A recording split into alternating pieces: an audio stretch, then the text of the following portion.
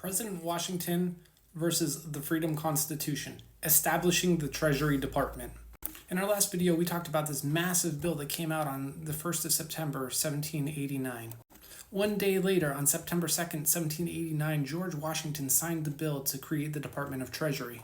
It gave the management of all public revenue raising and public credit to the Secretary of the Treasury. It created a bunch of rules about record keeping and reporting and command structures and reporting to Congress.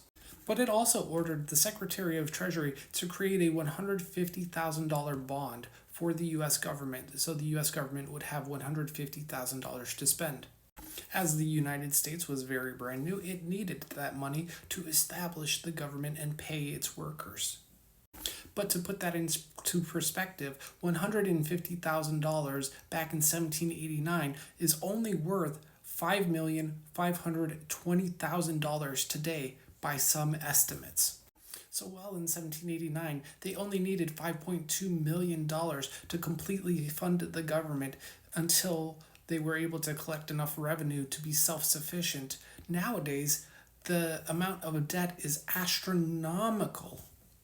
And there were very clear anti-conflict of interest clauses within the law that said if someone broke those conflict of interest laws or requirements, they would be fined $3,000, which approximately, by one estimate, is around $110,000 today.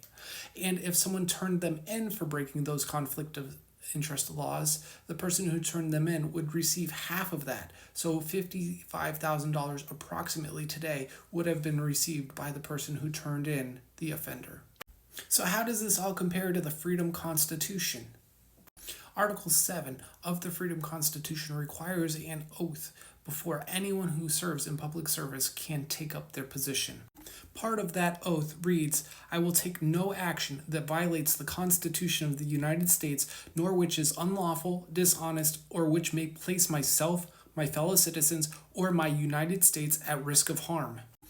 Any federal employee that uses their position for profiteering is placing themselves at harm, placing the United States at harm, and is acting dishonestly. Because in another part of that same oath it states, "I will honestly, faithfully, and effectively serve my fellow citizens and non-citizens by completing my duties and responsibilities in a professional, courteous, and humble manner." Profiteering off of public service is not being professional, and it's not serving fellow citizens. As far as borrowing $5.2 million to run the government versus the insane amount of borrowing that's unsustainable today, the Freedom Constitution does address that as well. Article 11 lays out strict budgeting guidelines and requirements that the Congress must follow. In part, Article 11, Section 2 reads, "In creating such a budget, Congress may borrow no more on the credit of the United States in excess of 0.00025% of the revenue it collects as described in this Constitution. B. Approve no budget that exceeds 0.00005% of the gross revenue collected by the federal government." So that means Congress can only borrow $2.50 for every $10,000 it collects in revenue. And it can only spend $5 for every $100,000 it collects in revenue. These are very strong requirements to ensure that the government doesn't borrow itself out of existence, doesn't borrow itself into a compromising state where it no longer exists. President Washington would have never imagined the United States would borrow itself out of existence. But we have seen multiple countries do exactly that. And a country that is putting itself out of business is not creating safety for its citizens. It's creating oppression. The Freedom Founders are all about safety without oppression.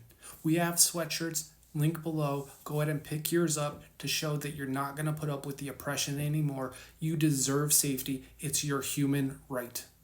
President Washington may not have understood safety without oppression, but the Freedom Founders do, and it is your human right. You need to claim it today.